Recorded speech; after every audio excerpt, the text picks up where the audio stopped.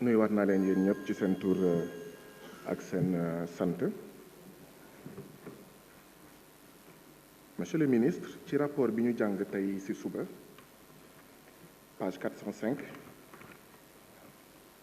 ñu ngi ci bind ne page 405 1 2 3 4 quatrième paragraphe. Toutefois, le ministre a souligné quelques difficultés rencontrées au cours de la gestion 2022, notamment le déficit de la formation continue du personnel de supervision et d'encadrement dû à l'inexistence de crédits dédiés, l'insuffisance de ressources humaines spécialisées, la vétusté des équipements météorologiques et des locaux, ainsi que l'insuffisance des moyens du crédit du transport. ci gàttal fii daal yaa ngi fi wax jafe-jafe yi nga xam ne ci tënk ñàkkum xaalis moo ko waral.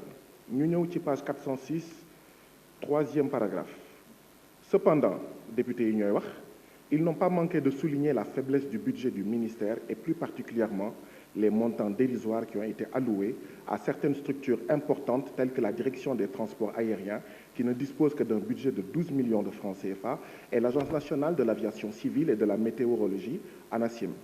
maanaam ci gàttal député yi ñëpp ñu ngi naqarlu li nga xam ne sa ministère amul xaalis bu doy. man Guy Marius Sagna dama bàyyi di naqarlu budget ministère yu ndaw budget agence yu ndaw budget direction yu ndaw dama ko bàyyi naqarlu parce que naqarlu bi du yoon. ñun député yi waratuñu naqarlu budget bu ndaw ci ministère ndaxte li tax budget ministère yi ndaw ñun ñëpp xam nañ ko sàcc alalu askan bi la.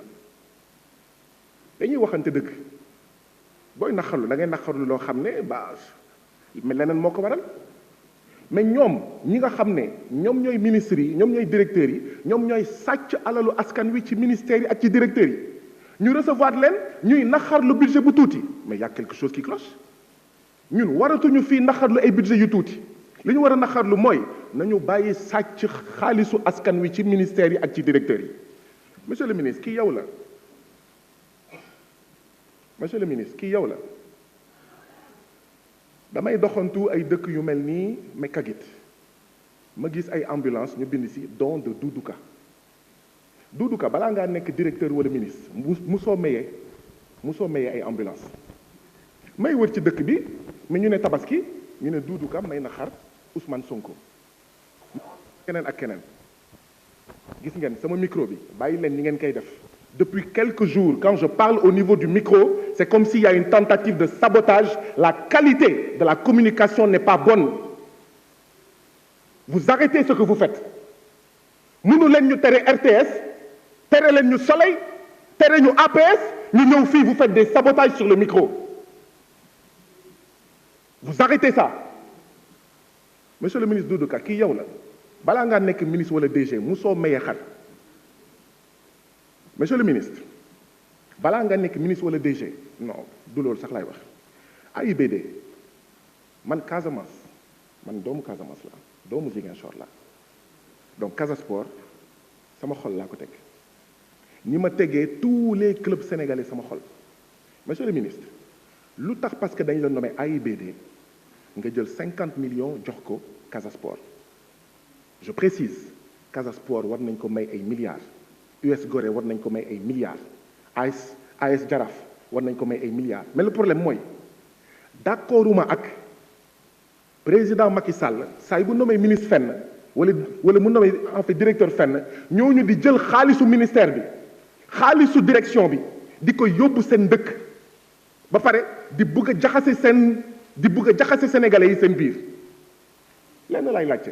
Est-ce que AIBD bi Teungueth FC nekkee champion en fait du Sénégal joxoon nañ ko 50 millions. Est-ce que AIBD bi Génération Foot nekkee champion du Sénégal jox nañ ko 50 millions. Est-ce que AIBD bi Jaraaf nekkee champion du monde te lii yëpp en fait yàggul 2020 2021 mais Teungueth FC champion du Sénégal est-ce que AIBD jox na ko 50 millions.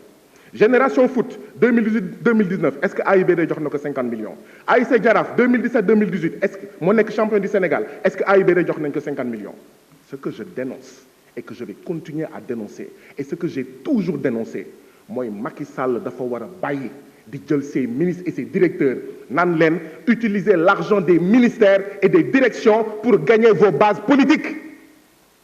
Il faut arrêter ça parce que da ngeen di jaxase sénégalais yi seen biir mooy indi ñenn ñi naan waaw kii de lu mu jël yóbbu ko Casamance kii lu mu jël yóbbu ko Kaffrine kii lu mu jël yóbbu ko Ziguinchor. Vous ne construisez pas une nation comme ça. Non, vous détruisez une nation.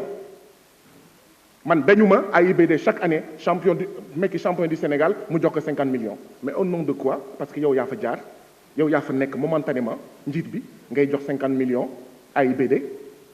Et quand on le dit ici ñu naan woy waa Wallu waa Yewwi Askan Wi dañuy saaga ay ministres ak ay directeurs. Mais non, ce sont les ministres et les directeurs voleurs qui insultent le peuple en volant les deniers publics, en pissant sur le peuple et en faisant croire au peuple qu'il pleut.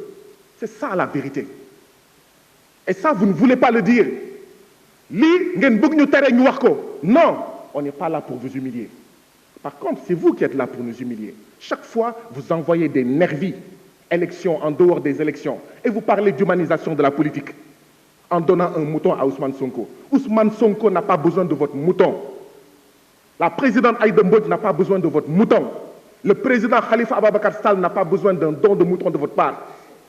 Vous voulez humaniser la politique, vous arrêtez, vous cessez d'être un nervi de l'APR. Vous êtes une très mauvaise nouvelle. Votre nomination sur ce ministère est une très mauvaise nouvelle pour le Sénégal. Parce que c'est la promotion d'un nervi au service du président Macky Sall. Et ça, c'est inacceptable. Vous n'avez pas honte? Ousmane Sonko refuse de prendre votre mouton, vous dites, oui, c'est un khawmalan contre l'humanisation de la politique. Mais bon sang, votre mouton, donnez-le aux millions de nécessiteux qu'il y a dans ce pays du fait des options antinationales, antidémocratiques, antipopulaires du président Macky Sall. Vous arrêtez de faire le cinéma et vous arrêtez de bastonner les gens. Parce que ce qui va se passer, mais c'est ce qui s'est passé à l'Assemblée nationale, vous allez envoyer vos nervis bastonner des militants du PASTEF. Un jour, ils vont riposter. On va dire, voilà les violences. Depuis 2012, c'est comme ça. Mais c'est pour ça que oui, certaines dénonciations sont hypocrites. Parce que ce qui se passe à l'Assemblée nationale n'est pas déconnecté de ce qui se passe dehors. C'est ce qui se passe dehors depuis 2012, avec vos pratiques de violence sur les activistes, sur les mouvements citoyens, sur les opposants, sur les leaders politiques, qui a lieu ici. Et malheureusement, ça s'est traduit par les faits, par les incidents, par les événements que tout le monde déplore. Mais lan mooy ndey ji? Lan mooy ndey ji? Mais ici, c'est le Sénégal, ça ne vous appartient pas. Ça ne nous appartient pas, mais ça ne vous appartient pas. Pourquoi régulièrement vous utilisez l'argent des Sénégalais pour payer des nervis? Pourquoi régulièrement vous utilisez l'argent des Sénégalais pour mais consolider votre base politique? Ce sont des crimes économiques. FONGIP, scandale. AIBD, scandale. C'est pour ça que je dis oui, vous êtes une très mauvaise nouvelle à la tête de ce ministère. Et ce sont ces scandales-là que vous commettez, que vous avez commis par d'autres ministres, par d'autres directeurs, commis également par le parrain des détournements dans ce pays. Je veux citer son Excellence, Monsieur le Président de la République du Sénégal, Macky Sall, qui réduisent les ressources yi nga xam ne dafa waroon dem ci askanu Sénégal. C'est ça la vérité. Du loolu rek. Tey ministre de l'économie et des finances bu ñëwee dinañ waxtaan ci leneen li nga xam ne moo waral Sénégal ndóol bokk ci ñaar fukki réew ak benn yi gën a ndóol. Mais benn bi mooy sàccum xaalis bi. Man nag du ma ñaaw ba pare ñàkk fayda du ma xaar tubaab yi naan africains yi ils ont des dictateurs ñooy sàcc xaalis moo tax patati patata du ma ko xaar maa koy waxal sama bopp. Ñun ñoo war a bari suñu bopp ñun ñoo war a xeex suñu bopp pour arrêter la classe politique quelle qu'elle soit, y compris si demain Ousmane Sonko devenait président ou si demain Khalifa Ababacar Sall devenait président. Nous devons lutter contre les détournements. Dafa doy. Arrêtez de détourner l'argent du pays. Arrêtez de détourner. Bàyyi leen di sàcc xaalisu askan wi pour rek politique, pour consolider cette base politique. C'est ça la vérité. Et ça, si nous n'avons pas le courage de le faire, ce ne sont ni les Français qui vont venir le faire à notre place. Ce ne sont pas les Américains qui vont venir le faire à notre place. Il faut arrêter. Il faut arrêter. Humaniser la vie politique, c'est arrêter d'insulter les gens, c'est arrêter de bastonner les gens, tout simplement parce que, d'accord, bokkuñu gis-gis ak yéen. C'est ça, humaniser la politique. Mais c'est pas toog fii di maye xar, d'accord, boo xam ne mais xaalis bi da ngeen ko détourner, je vous remercie. La parole est à notre collègue Daba Wanyan. Ndaye Rama Sissoko se prépare.